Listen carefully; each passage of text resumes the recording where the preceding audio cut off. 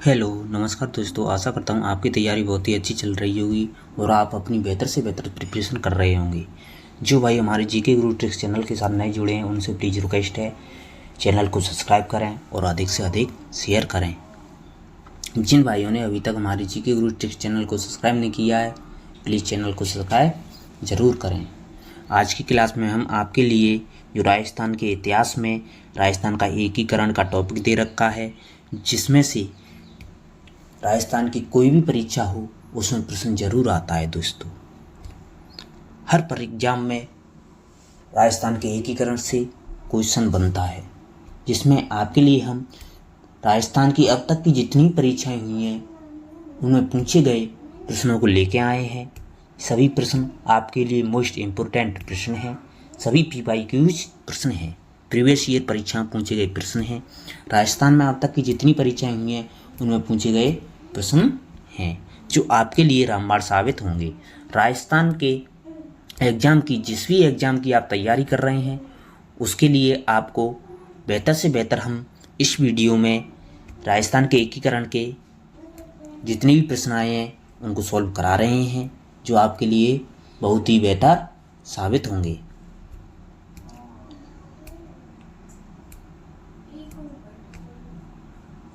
हमने राजस्थान के एकीकरण की 2 क्लास करा दी हैं, आज तीसरी क्लास है। आज तीसरी क्लास में हम जितने भी क्वेश्चन आए उन सभी को सॉल्व करा रहे हैं। आज राजस्थान के एकीकरण का पहला टॉपिक, पहला प्रश्न आपकी स्क्रीन पर दे रखा है। किस आयोग की सिफारिश पर माउंट आबू एवं अजमेर मेरवाड़ा का विलय राजस्थान में किया गया था? पूछा गया है दोस्तों कि कौन से आयोग की सिफारिश पर जो माउंट आबू और अजमेर मेरवाड़ा थे उनका विलय राजस्थान में किया गया था। वो कौन सा आयोग था? VP मेनन आयोग, राजस्थान पुनर्गठन आयोग, राजस्थान संयुक्त आयोग, वल्लभ भाई पटेल आयोग। इसमें आपका सही जवाब हो जाएगा वो आपका राजस्थान पुनर्गठन आयोग। राजस्थान पुनर्गठन आयोग की सिफारिश पर माउंट आबू एवं अजमेर मेरवाड़ा को राजस्थान में मिलाया गया था। ऑप्शन 2 आपका सही जवाब हो जाएगा। इन क्वेश्चनों के बारे में इनकी PDF पाने के लिए आपको हमारे टेलीग्राम चैनल को ज्वाइन करना होगा।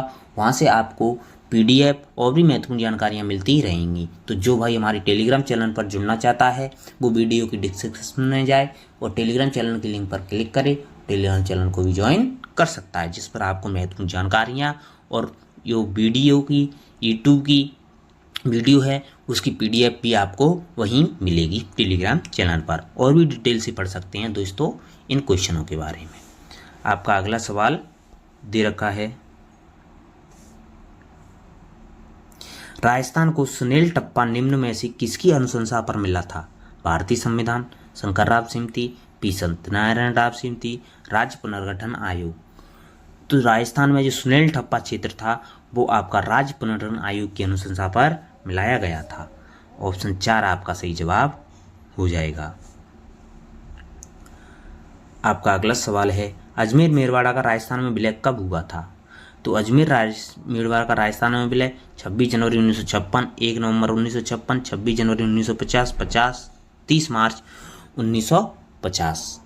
तो इसमें आपका 1 नवंबर 1956 को अजमेर मेरवाड़ा का राजस्थान में विलय किया गया था। बहुत ही इंपॉर्टेंट क्वेश्चन है दोस्तों, तो इसमें आपका सही जवाब हो जाएगा ऑप्शन 2।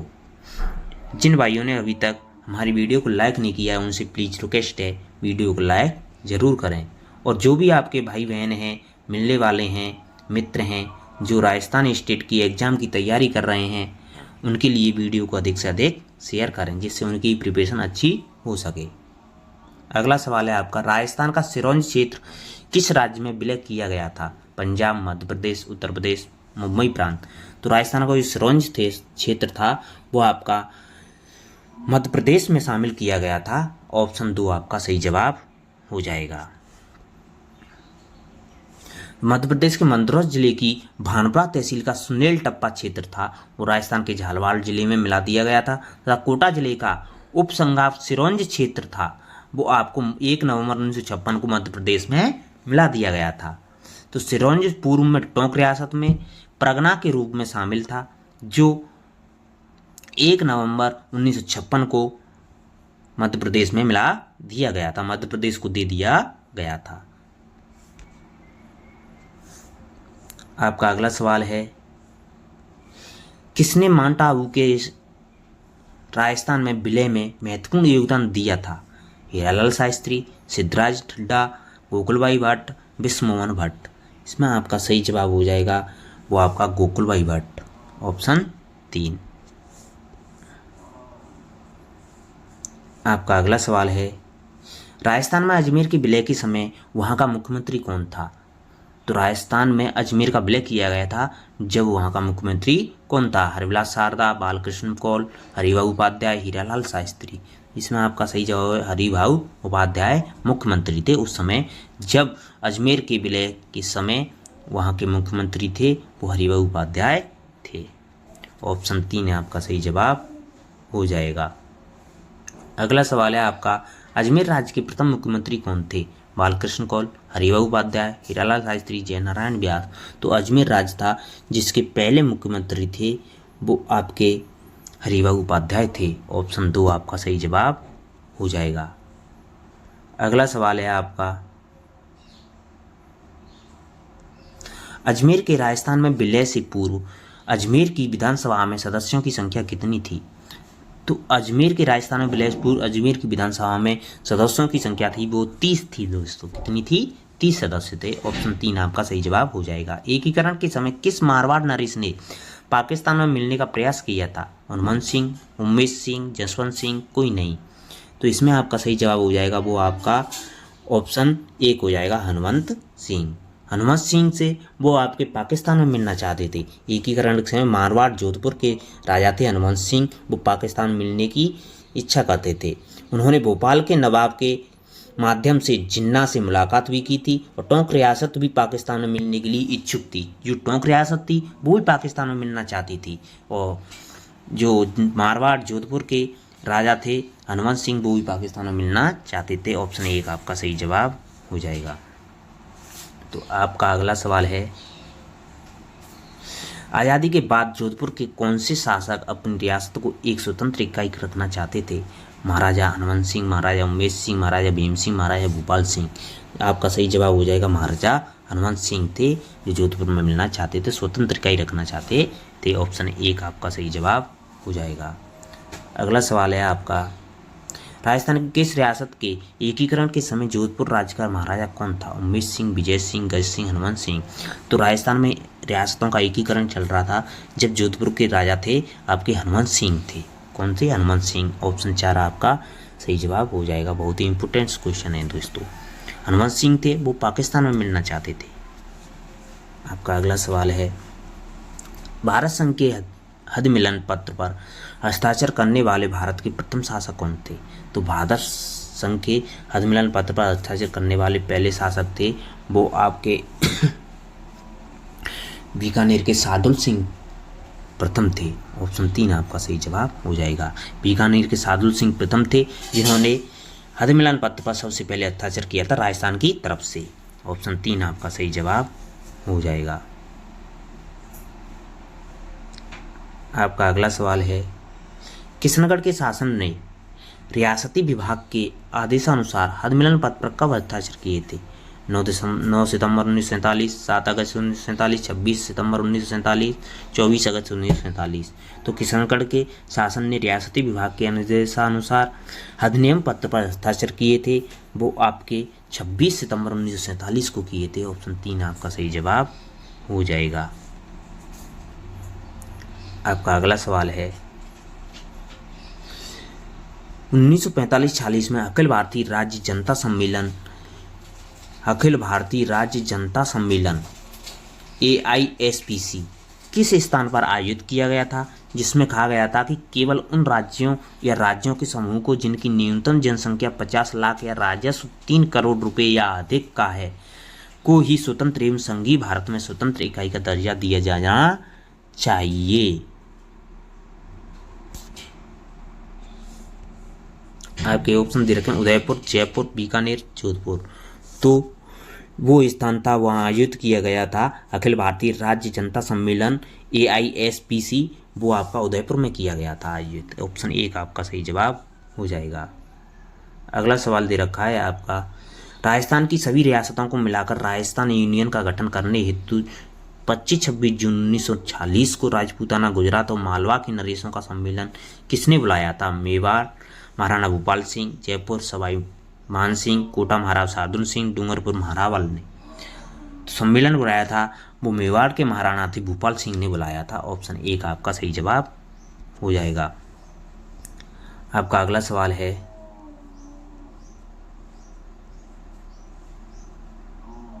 दोस्तों इन क्वेश्चनों की डिटेल पढ़नी है तो आपको हमारे टेलीग्राम चैनल को ज्वाइन करना होगा, वहाँ से आप इन क्वेश्चनों की PDF से डिटेल भी पढ़ सकते हैं।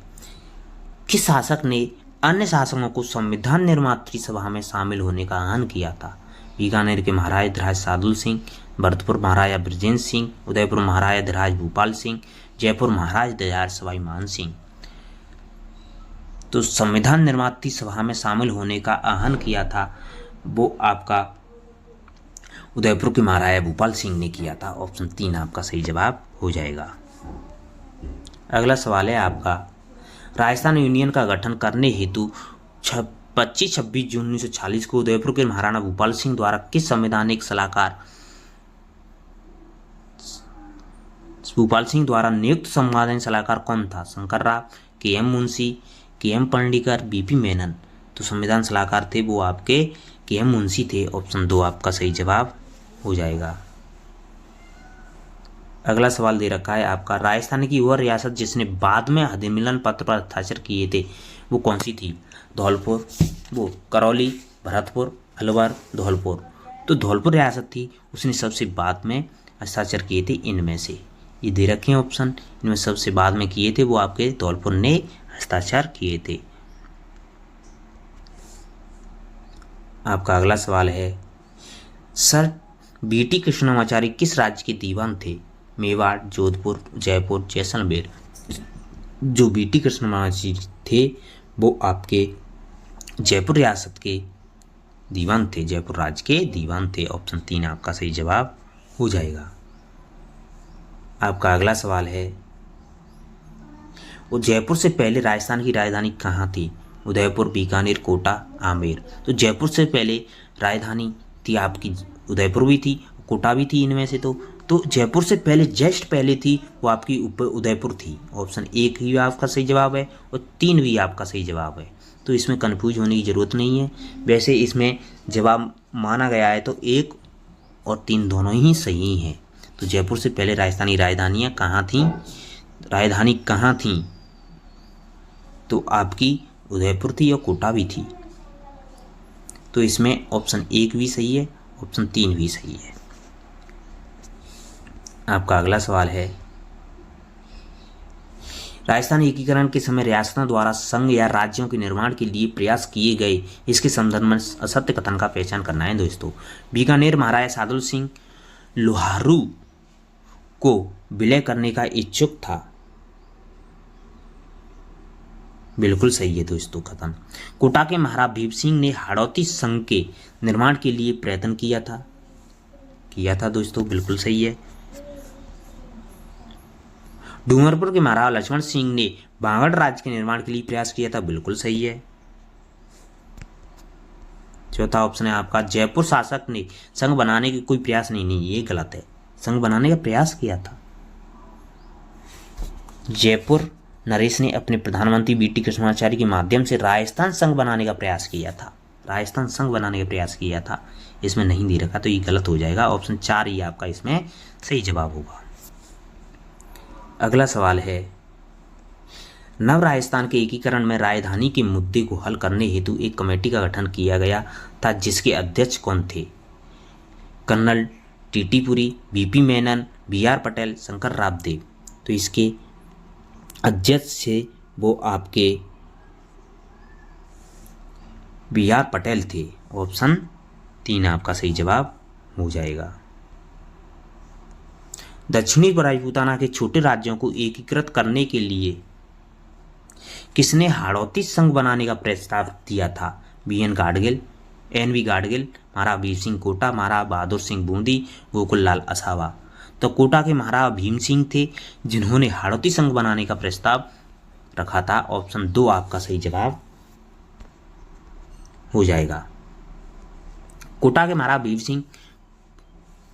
भीम सिंह कोटा, बूंदी और झालावाड़ को मिलाकर हाड़ौती संघ बनाने चाहते थे। इसी प्रकार डूंगरपुर के महाराज लक्ष्मण सिंह डूंगरपुर, बांसवाड़ा और कुशलगढ़ और प्रतापगढ़ को मिलाकर बागड़ संघ बनाना चाहते थे। और जयपुर, नरेश, अलवर और कलौरी को मिलाकर अलग संघ बनाना चाहते थे।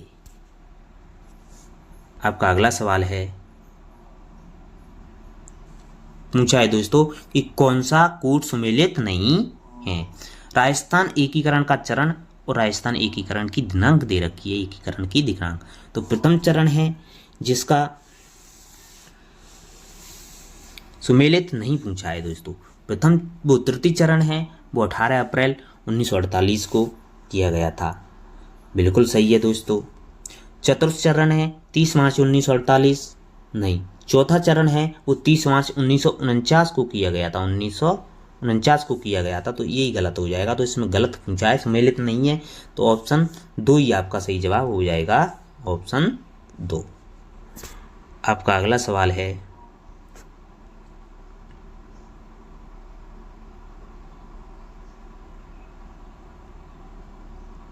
राजस्थान की किस रियासत को पंडित जवाहरलाल नेहरू ने विश्व का 8वां आश्चर्य कहा है। झालावाड़, कोटा, जैसलमेर, बीकानेर।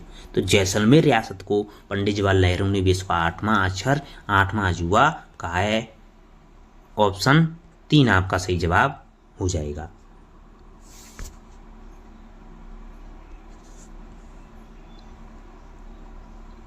अगला सवाल है आपका, रियासतों से संबंधित समस्याओं के समाधान के लिए रियासती विभाग की स्थापना कब की गई थी। 4 जनवरी 1947, 10 अक्टूबर 1940, 5 जुलाई 1947, 31 मार्च 1948। तो रियासती विभाग की स्थापना की गई थी वो आपकी 5 जुलाई 1947 को की गई थी। ऑप्शन 3 आपका सही जवाब हो जाएगा। आपका अगला सवाल है, आज़ादी से पूर्व नॉन सल्यूट स्टेट ठिकाने कौन से थे। लावा, कुशलगढ़, नीमलाना, उपरोक्त सभी। तो आज़ादी से पूर्व नॉन सल्यूट स्टेट ठिकाने थे वो आपके लावा था, कुशलगढ़ था, नीमलाना था। तो उपरोक्त सभी आपका सही जवाब हो जाएगा। आपके अगला सवाल है, ये दे रखी डिटेल दोस्तों कि नॉन सल्यूट 19 रियासतों को तोपों की सलामी दी जाती है, इसलिए उन्हें सल्यूट स्टेट कहा जाता था। जहाँ सल्यूट स्टेट, नॉन सल्यूट थे लावा, कुशलगढ़, नीमलाना थे, और सल्यूट स्टेट थे वो आपकी 19 रियासतें थीं जिनमें तोपों की सलामी दी जाती थी। जो 19 तोपों की सलामी दी जाती थी महाराणा उदयपुर के दी जाती थी। उदयपुर के महाराणा थे, उनको 19 तोपों की सलामी दी जाती थी।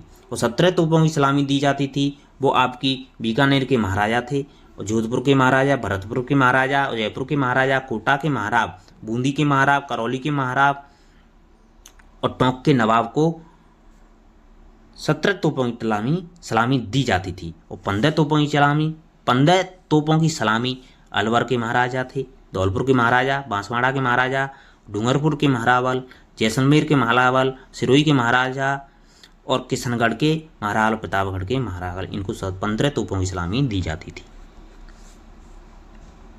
और 13-16 तोपों की सलामी दी जाती थी वो झालावाड़ के महाराजा को दी जाती थी। आपका अगला सवाल दे रखा है, वर्ष 1932 में नवगठित राजपूताना एजेंसी में तत्कालीन 22 रियासतों व ठिकानों को कितने ग्रुपों में रखा गया था। तत्कालीन 22 रियासतों को, उनको ठिकानों को 4 ग्रुपों में रखा गया था। ऑप्शन 4 आपका सही जवाब हो जाएगा। आपका अगला सवाल है,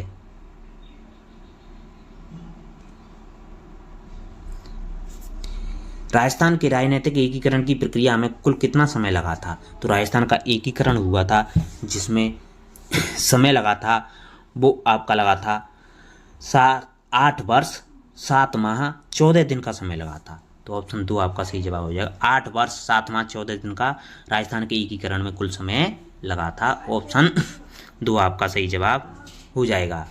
आपका अगला सवाल दे रखा है, भारत की स्वतंत्रता के बाद राजस्थान के गठन के कितने चरण थे। तो भारत की स्वतंत्रता के बाद राजस्थान के गठन के चरण थे वो आपके 7 चरण हो गए थे। कितने चरण? 7। ऑप्शन 2 आपका सही जवाब हो जाएगा। 7 चरण हो गए थे। ये भी जान सकते हैं दोस्तों, क्या आप जानते हैं कि स्वतंत्रता के पश्चात विभिन्न देशी रियासतों का भारत में विलय करते समय देशी रियासतों के शासकों को भरण पोषण एवं खर्चों के लिए दिया जाने वाला शाही भत्ता प्रीवी पर्स कहलाता था। जो रियासतें थीं उनको भारत में विलय करते समय जो देशी रियासतों के शासकों को भरण पोषण के लिए और खर्चों के लिए जो शाही भत्ता दिया जाता था उसको क्या कहा जाता था? प्रीवी पर्स कहा जाता था। रियासतों में सर्वाधिक प्रीवी पर्स जयपुर के शासक को दिया जाता था, 18 लाख वार्षिक रुपये। सर्वाधिक प्रीवी वर्ष जयपुर के शासक थे और न्यूनतम प्रीवी वर्ष शाहपुरा रियासती उनको दिया जाता था 90,000 वार्षिक रुपये। तथा ठिकानों में सर्वाधिक प्रीवी वर्ष दिया जाता था वो आपका कुशलगढ़ ठिकाने को दिया जाता था और न्यूनतम प्रीवी वर्ष ठिकानों में दिया जाता लावा ठिकाने को दिया जाता था। लावा ठिकाने को दिया जाता था। 26वें संविधान संशोधन 1971 के द्वारा प्रधानमंत्री इंदिरा गांधी के शासनकाल में इन शासकों का जो प्रीवी वर्ष दिया जाता था, प्रीवी पर्स दिया जाता था, वो समाप्त कर दिया गया था। कब किया गया था?